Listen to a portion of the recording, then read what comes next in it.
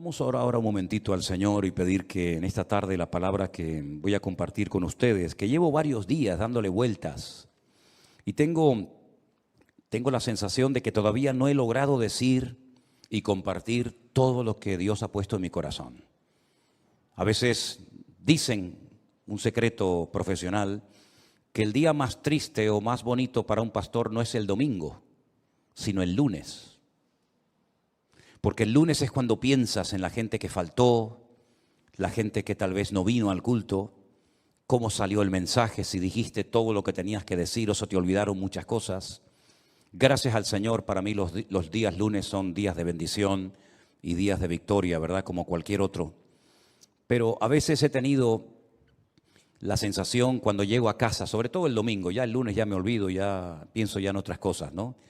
Que no dije todo lo que tenía que decir, ni fui capaz de compartir todo lo que yo a nivel personal, en mi estudio de la palabra cada día, saqué de esta porción o de cualquier otra, ¿no? Pero vamos a orar juntos, si les parece, hermanos, para pedirle al Señor que en esta tarde, este hermoso salmo del cual voy a estar hablando, toque nuestros corazones y podamos aprender todo lo que tenemos que aprender en el día de hoy. ¿Les parece, hermanos? Vamos a orar.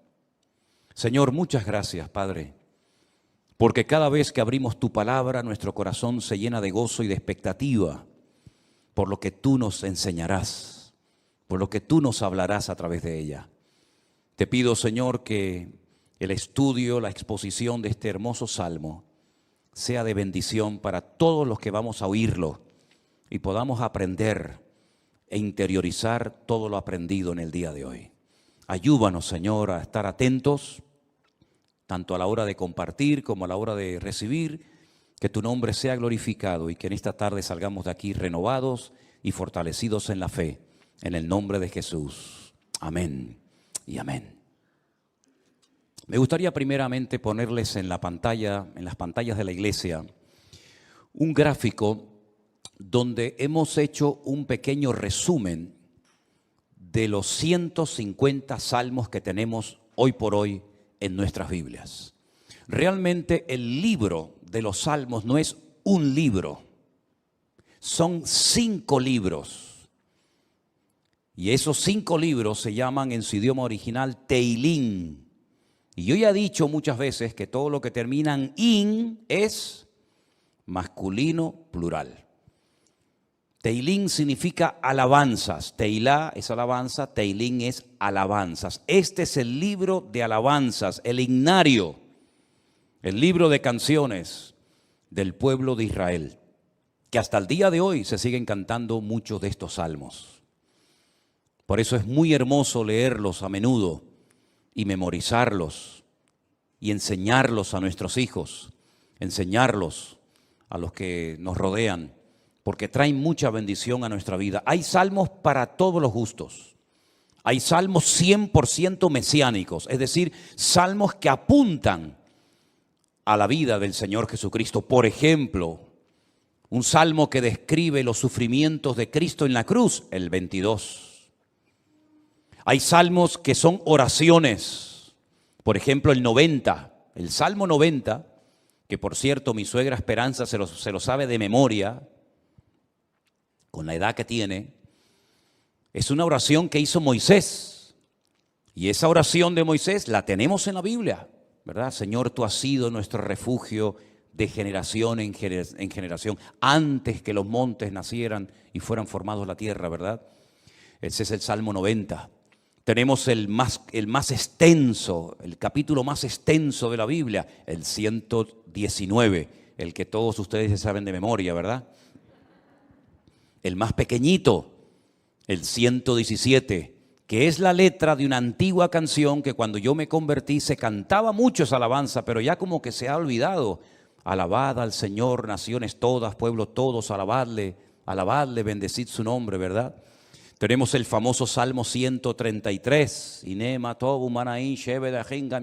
mirad cuán bueno y cuán delicioso es habitar los hermanos juntos en armonía. Tenemos salmos proféticos, salmos que son quejidos, lamentos, ¿verdad? Tenemos la oración de los ancianos, la petición, el salmo de los ancianos, el salmo de las personas que ya han pasado a otra etapa de la vida. Es un salmo precioso también. Pero todos esos salmos se fueron recopilando a lo largo de la historia en diferentes periodos. Y ahí les he puesto un gráfico en las pantallas de la iglesia para que ustedes vean el proceso que experimentaron los salmos hasta poder recopilar los 150 y tenerlos en nuestras Biblias.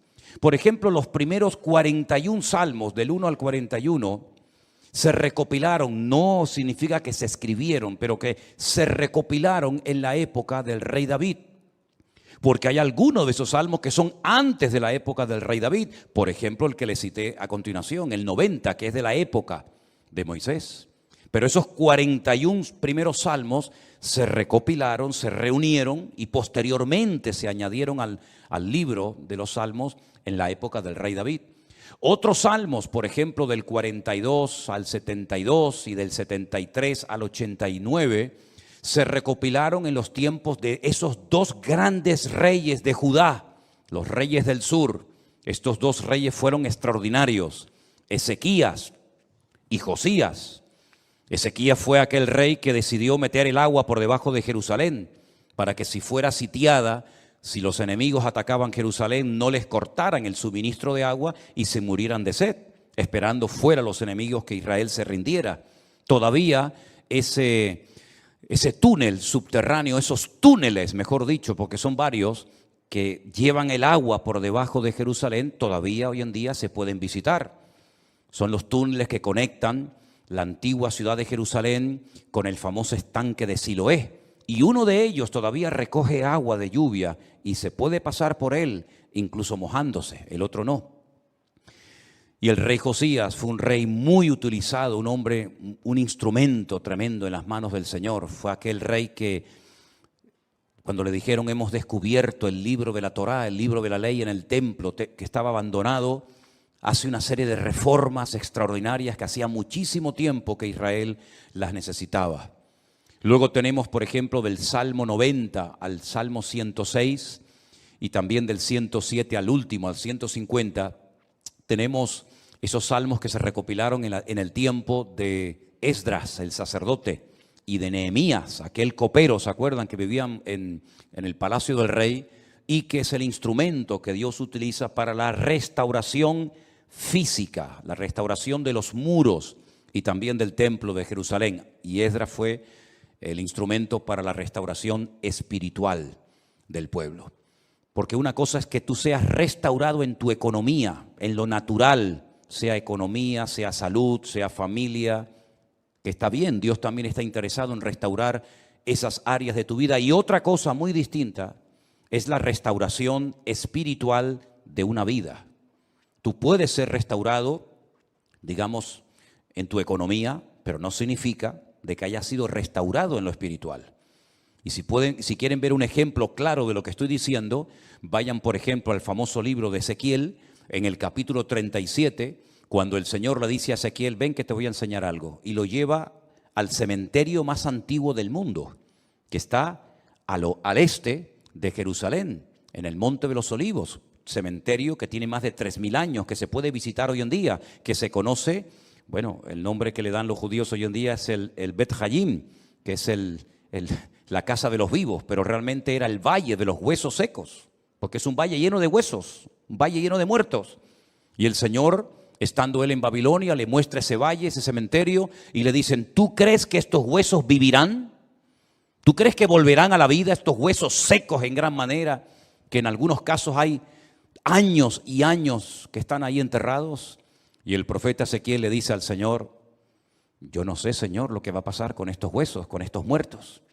Y el Señor le dice, predícales, profetízales a los huesos. Y dice que mientras les predicaba, comenzaron a levantarse esos huesos y se formaron cuerpos humanos, seres humanos, con piel, con tendones, con miembros, con cuerpos. Pero dice que eran como muertos vivientes, les faltaba el espíritu. No se movían, estaban ahí quietos como zombies. Y el Señor les dice, les falta el espíritu, profetiza, habla para que el espíritu entre en ellos. Y al final del capítulo 37, el Señor le explica al profeta Ezequiel lo que significa esa visión y le dice, esta es la casa de Israel. Estos son los hijos de Israel, que van a experimentar un resurgir como pueblo, como nación, una restauración nacional, que en los tiempos de Ezequiel, era impensable, pero que nosotros sabemos que se ha producido en el siglo XX, en mayo de 1948, los huesos secos, esparcidos por todas las naciones de la tierra, se levantaron en un solo día como pueblo, y ahí están, con su himno, con su bandera, con su tierra, con su capital. Pero la restauración espiritual aún no se ha producido. Todavía falta la restauración más importante del pueblo de Israel, y es la restauración espiritual que se va a producir cuando ellos reconozcan a Yeshua HaMashiach como el verdadero Mesías, Mesías que traspasaron, Mesías que rechazaron, pero que verán algún día que era el verdadero Mesías. En los Salmos encontramos mucha información acerca de la restauración nacional y espiritual del pueblo de Israel. Encontramos que dicha restauración se llevaría a cabo a través de la obra de Cristo, del Hijo de Dios humanado y encarnado, que habitaría entre los seres humanos como un ser humano más. En los Salmos también encontramos al principio mucha información acerca del tipo de salmo que vamos a leer. Por ejemplo, hay salmos que en la parte de arriba pone Mictán. ¿Lo habéis visto alguna vez? Mictán. Y uno dice, ¿y eso qué significa? Mictán es una enseñanza profunda. Un salmo que ponga arriba como título Mictán es una enseñanza a tener en cuenta. Es una sabiduría expuesta por escrito para que el que la lea, el que la reciba, el que la cante, sepa que está cantando verdades muy profundas que nacen del corazón de Dios. Hay salmos que, por ejemplo, pone Salmo de Segilot, y significa que es un salmo que se tenía que tocar con instrumentos de cuerda, porque no todos los salmos se tocaban con instrumentos de cuerda, había otros que eran de percusión y otros de viento. Hay salmos que pone, por ejemplo, Shir LaMa'alot, salmo cántico de las subidas, que eran los salmos que cantaban los peregrinos cuando subían a Jerusalén 3 veces al año a celebrar la fiesta de la Pascua, la fiesta de los tabernáculos, que era la última, y en medio la fiesta de Pentecostés o la fiesta de Shavuot, las semanas. Y también algunos creen que había escalones en el templo de Jerusalén donde se ponía el coro, y esos salmos de las subidas desde allí los cantaban. Pero en este salmo, si ustedes lo pudieran ver en hebreo, al principio pone mitzmor, y la palabra mitzmor significa que es un salmo que hay que cantarlo. Nosotros como cristianos no tenemos esa costumbre, lamentablemente, porque el salmo nos indica que este salmo habría que cantarlo desde el versículo 1 hasta el último versículo, hasta el versículo 5. Nosotros lo hemos leído, pero realmente es un salmo que, según las instrucciones que Dios nos da, tendríamos que haberlo cantado. Y es la mejor manera de aprender capítulos enteros de memoria de la Biblia, poniéndole música. Y es la mejor forma de aprender, ya digo, capítulos y capítulos enteros de la Biblia. Ahora, el Salmo 127, que es el que se leía en esta tarde, si ustedes buscan su Biblia, empieza diciendo que si el Señor, el Eterno, Jehová, como dice la versión Reina Valera, no edifica la casa, en vano trabajan los que la edifican. Tenemos que explicar brevemente a qué se está refiriendo el autor de este salmo, que pudo ser David, que le escribió un salmo, una enseñanza a su hijo Salomón, o como opinan otras personas, pudo ser un salmo que lo escribió Salomón con una enseñanza que heredó de su padre, el rey David. Sea como sea, la declaración que hace el versículo 1 es muy interesante. Si Dios, el Eterno, nuestro Creador, no edifica la casa, en vano trabajan los que la están edificando. El sueño de David, que nunca lo vio cumplido, era construir un templo para su Dios. Dios nunca le dijo a David que lo hiciera, pero nació en el corazón de David el anhelo, el deseo de tener una casa, un templo, sobre todo para que el arca de la alianza, que tenemos ahí en la entrada de la iglesia como una réplica, para que ustedes pudieran ver el tamaño original que tenía el Arca de la Alianza en aquellos tiempos, en vez de estar debajo de una lona, debajo de una tienda de campaña, pudiera estar en un templo bonito, grande, bien decorado, espacioso, etcétera, etcétera. Ese era el sueño de David, pero nunca lo vio cumplido, porque el profeta Natán le dijo que él no tenía el aval, el respaldo de Dios, el permiso del Señor para construir dicho templo. Ese templo solamente podía ser levantado en un lugar, no podía ser levantado en cualquier parte, sino encima de lo alto de un monte llamado el Monte Moriah. Es una palabra compuesta, el lugar donde Dios me enseña. Moriah viene de maestro, moré, morá, morín, morot, y Yad es el diminutivo del nombre de Dios. El monte donde Dios es mi maestro, el monte donde Dios me enseña y me instruye, ¿verdad? En ese monte vivía un señor llamado Arauna, que era un jebuseo, los antiguos habitantes de Jerusalén. Y allí sube el rey David, y entonces dice la Biblia que allí ofrece un sacrificio, cuando había muerte por todas partes, por un pecado que, como bien saben ustedes, el rey David había cometido. Allí él presenta un sacrificio en el mismo monte y en el mismo lugar donde tiempo atrás el famoso patriarca Abraham, el amigo de Dios, había subido con su hijo Isaac para sacrificarlo sobre un altar, pero el Señor lo detuvo y le dijo: no lo hagas. Todavía ese altar, esa roca enorme que es tan grande como esta plataforma o más, todavía está allí. Y los judíos consideran que desde allí fue donde Dios creó el mundo, el ombligo, el centro geográfico de la tierra bíblica. Pues en ese lugar Salomón, su hijo, iba a construir el primer templo de la historia para Dios. Ellos tenían que partir de la base de que el Dios de ellos era tan grande, tan inmenso, que era imposible meterlo dentro de un templo. Es totalmente imposible meter a Dios, limitar a Dios dentro de un cubículo, dentro de un edificio, porque ya el Señor le había dicho a David que el cielo es su trono y la tierra es el estrado de sus pies. ¿Qué templo me van a hacer ustedes para mí? Los romanos se reían de los judíos cuando llegaron a Israel y decían: ustedes están locos, porque ustedes tienen un templo enorme, precioso, pero vacío. ¿Dónde están vuestros dioses? ¿Dónde están vuestras divinidades?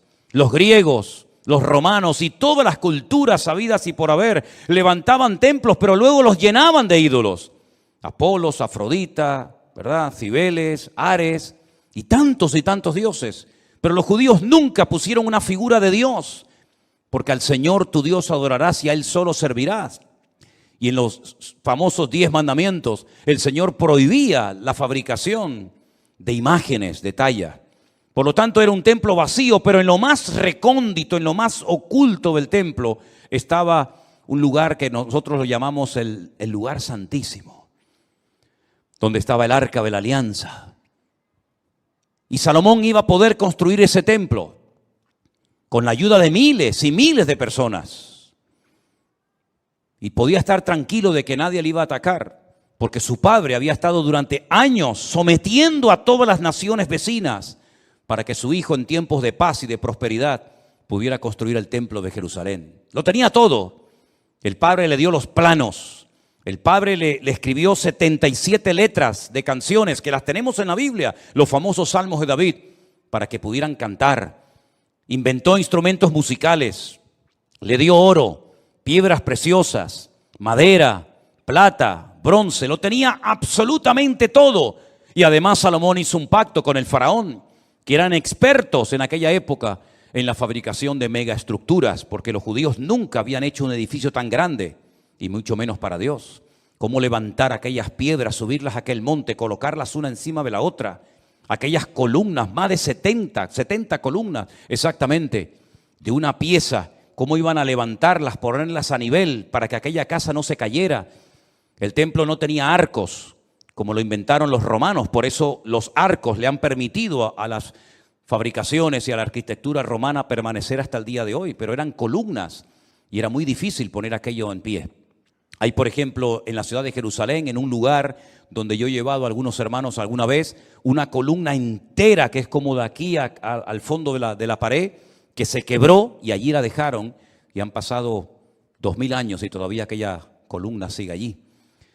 Él hizo un pacto con el faraón, se casó con su hija, hizo un pacto de no agresión. De hecho, su hija se murió en Jerusalén y hay en el torrente de Cedrón hay una pirámide pequeñita, recordando que allí está enterrada una mujer de origen egipcio, porque ella murió en Jerusalén. Y el faraón le ayudó a construir aquel hermoso templo.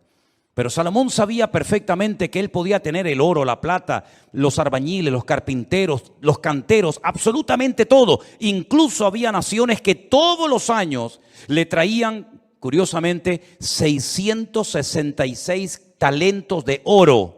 Multiplique 666 por 45, era una barbaridad de kilos de oro para ayudarle. Venían personas de todos los continentes de la tierra, unos le traían marfil, otros le traían diamantes, otros le traían de todo.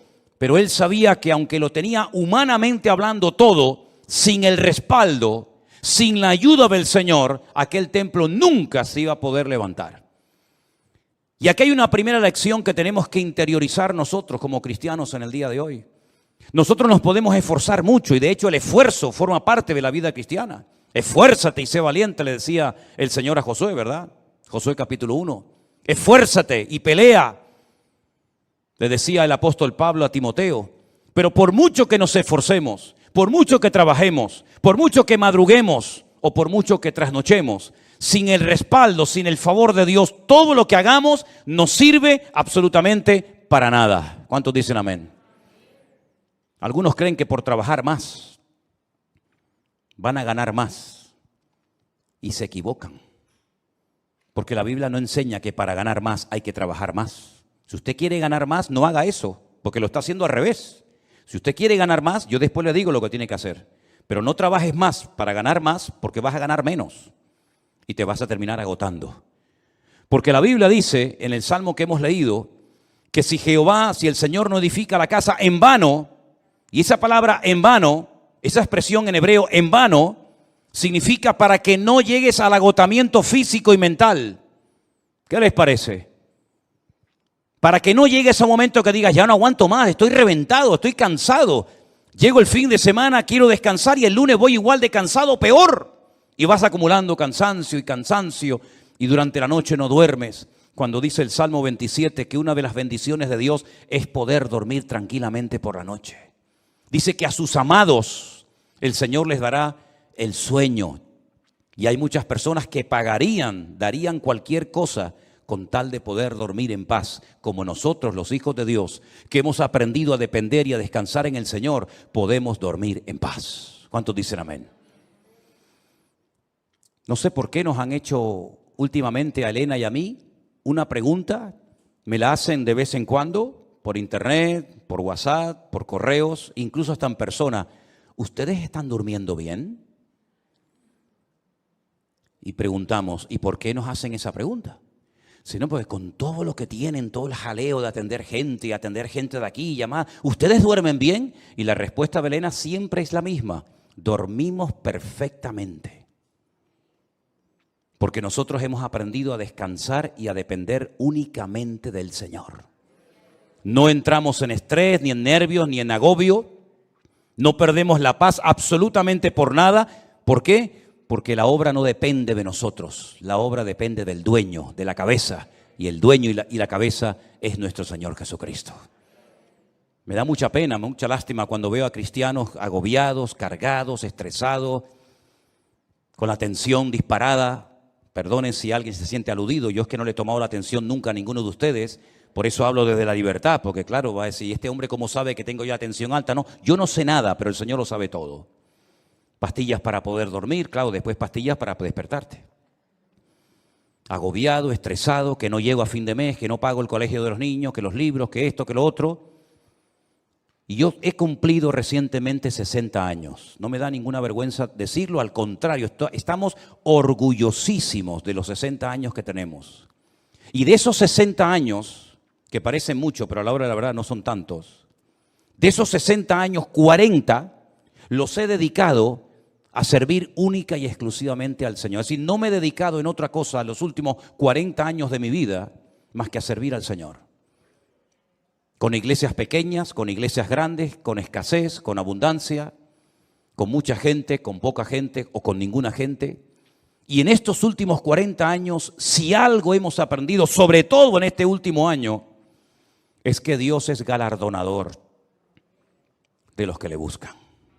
Y cuando más difícil estaba todo, y cuando humanamente hablando era imposible que esto siguiera adelante, el Señor sin manos nos dio una cachetada de amor, mostrándonos y enseñándonos que Él es el que edifica su casa y su obra, y no nosotros. A mí me llama mucho la atención que este verbo edificar es exactamente el mismo que emplea el Señor Jesucristo cuando hace referencia a lo que Él iba a hacer. Edificaré mi iglesia. Su padre en Génesis capítulo 1 nunca empleó el verbo baná o boné, que es construir, sino el verbo bará, que se parece, pero no tiene nada que ver una cosa con otra. Bará es un verbo que solamente aparece en la obra creadora de Dios. Cuando dice la Biblia que en el principio creó, ese verbo creó es bará y significa crear de la nada. Este púlpito está hecho de un material llamado metacrilato. Lo mandamos a hacer hace 20 años. El que lo hizo, porque este no se ha perdido ningún culto desde que estamos aquí, Este ha estado todos los cultos, todas las reuniones de jóvenes, todos los cultos de jueves, todos los cultos de domingo. Este que está aquí, o esto que está aquí, ha estado siempre aquí. Pero el que lo hizo, no lo creó, lo hizo utilizando una materia prima, metacrilato. Y el púlpito que tenemos en la iglesia del Puerto de la Cruz es de madera. Y alguien lo hizo, no lo creó, utilizando la materia prima de la madera. Pero el verbo bará en Génesis capítulo 1 es crear de la nada. ¿Y cómo Dios creó sin utilizar materia prima? Sin utilizar tierra, sin utilizar piedra, sin utilizar madera, con el poder de su palabra. Dijo Dios, sea la luz, y fue la luz. Y dijo Dios, y todo lo que Dios decía se materializaba por el poder de su palabra. Pero curiosamente el Hijo, cuando viene a este mundo hace 2000 años, Él no dijo, crearé mi iglesia de la nada. No dijo eso, sino dijo, edificaré. Y si juntamos, y tenéis memoria para recordar esto, el Salmo 127 dice Salomón, si Dios no edifica esta casa, en vano estamos trabajando nosotros aquí. Estamos perdiendo el tiempo, nos estamos desgastando, vamos a llegar a la extenuación, al agotamiento, si Dios no respalda esta obra. Porque Él sabía que esa obra no dependía de sus obreros, de su sabiduría, que era mucha y la tenía, de su dinero, que era mucho y lo tenía. Él sabía que aquella casa no era una casa particular, no era una sinagoga, no era un colegio, era la casa de Dios. Y la casa de Dios solamente se podía utilizar esa palabra, esa expresión, para hacer referencia al templo. Yo sé que hay gente que dice, hermanos, bienvenidos a la casa de Dios. Está mal dicho eso, porque esto no es la casa de Dios. Esto es un local donde se reúne la iglesia, pero esto no es la casa de Dios. Dios no vive aquí. Si esto fuera la casa de Dios, yo no me voy de aquí ni a palos. ¿Cómo me voy a ir de aquí si mi Dios vive aquí? ¿A dónde me voy a ir? Nos tendríamos que venir a vivir aquí. Pero esta no es la casa de Dios. Pero en aquellos tiempos, cuando Salomón dice, si Jehová no edificare la casa, ¿a qué casa se refería? A la casa de Dios. Él sabía que esa casa no iba a poderse terminar si no tenía el respaldo de Dios. Por eso el Señor Jesucristo pudo decir, yo edificaré mi iglesia. Porque Él dijo, todo lo que hago y todo lo que digo, lo hago porque mi Padre me da autorización y me apoya para hacer y decir lo que hago. Por eso la iglesia ha permanecido en estos últimos 2000 años con persecuciones, con todo tipo de regímenes políticos, con falsas doctrinas, con divisiones, etcétera, etcétera. ¿Por qué? Porque el que la está fabricando no es el hombre, el que la está construyendo es el Señor Jesucristo. Y nosotros somos piedras vivas en ese edificio, pero la piedra angular, la que soporta todo el peso, es nuestro Señor Jesucristo. La piedra que desecharon los edificadores ha venido a ser la cabeza del ángulo. Bendito sea Dios. Piná, Rosh Piná. Eso es, Rosh Piná. Hay un pueblo en Israel muy bonito que se llama Rosh Piná, que significa la cabeza del ángulo. Pero este salmo, ¿sabes? Te da una calma, te da una paz impresionante, porque no tienes que estar dependiendo de tu esfuerzo personal. sino del respaldo de Dios. Y yo le hacía esta mañana a los hermanos del Puerto de la Cruz 2 preguntas que se las voy a hacer ahora a ustedes. ¿Dios está respaldando lo que estás haciendo? Piensa bien, ¿eh? Todos no vamos a ser pastores, todos no van a ser predicadores, evidentemente. Pero todos y cada uno de ustedes, de nosotros, nos dedicaremos en la vida a algo. Pero mi pregunta es, ¿a eso a lo que hoy por hoy te estás dedicando, tú notas en tu vida el favor de Dios, el respaldo de Dios? Si la respuesta es sí, yo siento que en mi profesión, en mi carrera, en mis estudios, en mi trabajo, yo siento y noto que el respaldo, que la bendición de Dios está conmigo. Gloria a Dios, no sabes cuánto me alegro, hermano. Pero si la respuesta es no, entonces ¿por qué lo estás haciendo? Si sabes que Dios no te ha mandado a hacer lo que estás haciendo, ¿cómo te atreves a hacerlo? Porque la segunda pregunta que les iba a hacer es, ¿por qué estás haciendo lo que estás haciendo? ¿Para ganar un sueldo? Es decir, ¿tú sabes que no estás haciendo lo que Dios quiere? Esa no es la voluntad perfecta de Dios para tu vida, pero igualmente lo haces porque a final de mes un señor te pone un sobre con un dinero para poder cubrir tus necesidades. ¿Así es como tú te has montado tu vida cristiana? ¿Te ves haciendo lo que estás haciendo tus próximos 10 años, 20 años de tu vida? ¿Ese es el futuro de tu vida? ¿Dedicarte a lo que estás haciendo? Si es la voluntad de Dios, gloria a Dios, siga adelante. Pero como la vida es tan corta y cuando te des cuenta pasó, ¿cómo hay creyentes que se han dedicado toda la vida a hacer lo que saben que no era la voluntad de Dios perfecta para ellos, pero al fin y al cabo lo hacían para al final de mes recibir un sobrecito con un hueso que te daba un señor que le sobraba de todo, que a veces no te pagaba lo que tú merecías por haber trabajado tanto, pero dependías de él hasta para poder poner un poco de gasolina a tu coche o hacer una compra en un supermercado? Para eso murió el Hijo de Dios en una cruz, para que viviéramos como la gente del mundo, sin marcar una diferencia y sin demostrarle al mundo que Dios nos enseñó a nosotros en su palabra un estilo de vida diferente. Yo te voy a confesar algo que probablemente es la primera vez en mi vida que voy a decir en público. Yo no sé si en algún momento, en alguna iglesia, en alguna predicación, desde los 19 años que estoy sirviendo al Señor, yo he dicho alguna vez esto que voy a decir ahora. Esto sería como dicen en televisión, esto es una primicia. ¿Tú sabes cuál era la preocupación, la gran pregunta que yo tenía en el tercer año de escuela bíblica, de seminario, cuando yo estaba a punto de salir? ¿Sabes cuál era mi pregunta? ¿De qué voy a vivir? Porque yo no quería volver a la casa de mis padres. Porque yo le había dicho a mi padre que el Señor me había llamado. Y cuando él me preguntaba, ¿de qué vas a vivir? No había iglesias por ninguna parte. Hoy en día hay iglesias por todas partes. Pero en aquellos años, hace 40 años, no había iglesias prácticamente por ninguna parte. Eran contadas con los dedos de una mano las iglesias que, por ejemplo, había en Tenerife. Muchas de las iglesias que ustedes conocen o han visitado, o a lo mejor han estado, no existían.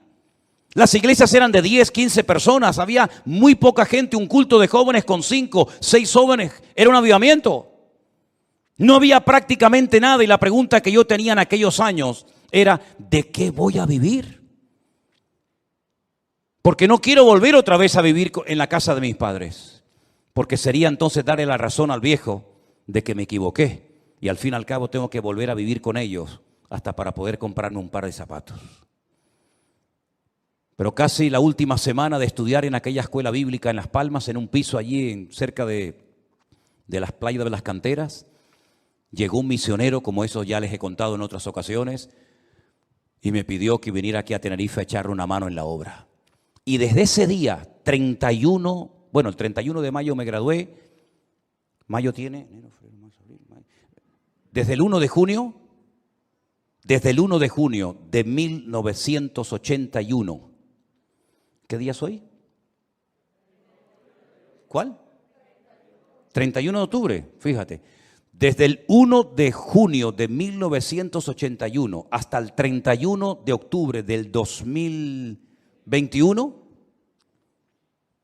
yo no he hecho otra cosa en mi vida más que servir al Señor. Me pude casar, pudimos viajar, hemos fundado iglesias en algunos lugares y estamos disfrutando de la obra del Señor como nunca jamás en la vida habíamos soñado. Sabemos lo que es estar sentado en una cama con una libreta, con una calculadora, sacando los gastos del mes y diciendo, no llegamos, no llegamos, no llegamos. Pero también sabemos lo que es, el Señor es mi pastor y nada me faltará. Hemos aprendido a vivir en escasez como no te imaginas. Y hemos aprendido a vivir en abundancia, hemos aprendido a dormir en cualquier lugar, porque el Señor nos ha mostrado de que cuando una persona es capaz de hacer un mínimo gesto por el Señor respalda y bendice la vida de esa persona. Y tengo un temor tremendo en mi corazón por toda la manera como el Señor nos está bendiciendo y abriendo puertas en todas partes. Porque sabemos perfectamente que no es por nuestros méritos, no es por nuestros méritos. Quiero decirles que cuando muchos de ustedes vinieron a esta iglesia, nosotros ya hacía años que estábamos aquí. Hacía años que estábamos en este lugar. Y el Señor ha ido edificando poco a poco su obra. Y hoy en día podemos hablar para la gloria del Señor de miles y miles de personas que en todas partes del mundo, muchos de ellos han conocido al Señor Jesucristo como su Señor y Salvador personal en este último tiempo. Anoche tenía una reunión por Zoom con todos los hombres de la iglesia virtual del grupo número 2, gente con más de 80 años. Dándole gracias al Señor porque en la recta final de su vida, como ellos mismos decían, han conocido el Evangelio del Señor Jesucristo y tienen un hambre por conocer más y más de la palabra que a mí realmente me deja sorprendido todo lo que el Señor está haciendo. Yo quiero decirles a todos y a cada uno de ustedes que yo también tuve tu edad y estuvimos dispuestos cuando éramos jóvenes, recién casados con 21 años, a pagar un precio. Y nos llamaron locos. Los pastores nos reunían de vez en cuando y nos decían, estáis locos. ¿Cómo sois capaces de ir con una niña pequeña como era Priscila en aquellos años a un país tan lejos, sin conocer prácticamente a nadie, a vivir por fe? Pero cuando el Señor edifica su obra y cuando el Señor respalda su obra, no hay impedimento que pueda frenar la vida de un hijo y de una hija de Dios. Y yo quiero desafiarte a que tú pierdas el miedo, porque si de algo a mí me ha servido el Salmo 127 es a perder el miedo. Si Anderson, que está conectado al liderazgo y a los coordinadores de la iglesia virtual número 1, les hablara acerca de lo que cuesta, del presupuesto enorme que cuesta el hacer todas las actividades, nos quedaríamos con la boca abierta. Pero el Señor ha suplido de una forma increíble, porque el Señor es galardonador de los que le buscan y cuando Él edifica la casa, no hay nada ni nadie que la pueda detener. Fíjate que en el Salmo 121, si te das cuenta, habla de la casa de Dios, es decir, lo principal, la obra de Dios, nada ni nadie la va a detener. Pero en segundo lugar, habla de la ciudad. Si Jehová no guardare la ciudad, en vano vela la guardia. Este versículo, cada vez que me tocaba a mí guardia en el ejército y te daban todas las balas y la metralleta y el armamento para estar de guardia, yo siempre lo decía en alta voz: si el Señor no guardare la ciudad, en vano vela la guardia. Porque todo lo que hagamos, todo tu esfuerzo personal, y que conste, quiero dejar bien claro, por favor, hermano, que el Salmo 127 no es un salmo que apoya al perezoso, al vago, al negligente. No, al contrario. El esfuerzo forma parte de una vida cristiana normal. Pero todo nuestro esfuerzo, nuestro sudor, nuestro trabajo no sirve de nada si el Señor no respalda lo que estamos haciendo para Él? Absolutamente de nada. Luego es un golpe al ego del hombre, porque la gloria no me la llevo yo. Yo he sido el que he edificado, como decía Salomón, Nabucodonosor, ¿se acuerdan? Yo fui el que levanté la gran Babilonia. Y al final tuvo 7 años viviendo en un monte como un animal, para que el Señor pudiera arrancar de su corazón la arrogancia y el orgullo. Porque una persona arrogante, acomplejada u orgullosa no es digna de estar sirviendo al Señor. Una persona con orgullo, una persona que se le sube a la cabeza lo que tiene, lo que es o lo que hace, es una persona que no está capacitada para estar al frente de una obra. Por eso a mí me da alegría ver al hombre más sabio de la tierra, a uno de los hombres más ricos del mundo, como era Salomón, que cuando la reina de Saba vino y lo visitó, le dijo: lo que me contaron no es ni el 1% de lo que ven mis ojos. Que él reconozca que el éxito de aquella obra no estaba en él, sino estaba en su Dios. Y nosotros tenemos que aprender hoy más que nunca, que tenemos que aprender a depender de Dios. Y eso hay que enseñárselo a nuestros hijos y hay que enseñárselo a los jóvenes de la iglesia, para que nos demos cuenta de que en estos tiempos donde la economía está en crisis y donde el mundo irá, según la Biblia, de mal en peor, nosotros estemos preparados y sepamos adaptarnos a las circunstancias y no perder la paz ni el equilibrio, porque el Señor es nuestro Dios y estará con nosotros todos los días hasta el fin del mundo. Madrugar y trasnochar sin el respaldo de Dios no sirve absolutamente para nada. El Salmo 127 es un salmo donde el Señor nos muestra que cuando dependemos de Él podemos estar tranquilos. Y mire lo que dice: por demás es que os levantéis de madrugada y vayáis tarde a reposar, por demás. Y que comáis pan de dolores, pues que a su amado dará Dios el sueño. Y ahora yo te pregunto a ti, ¿y ustedes cómo duermen? ¿Dormiste bien anoche? ¿O estabas dando vueltas y vueltas y vueltas en tu cama sin poder conciliar el sueño?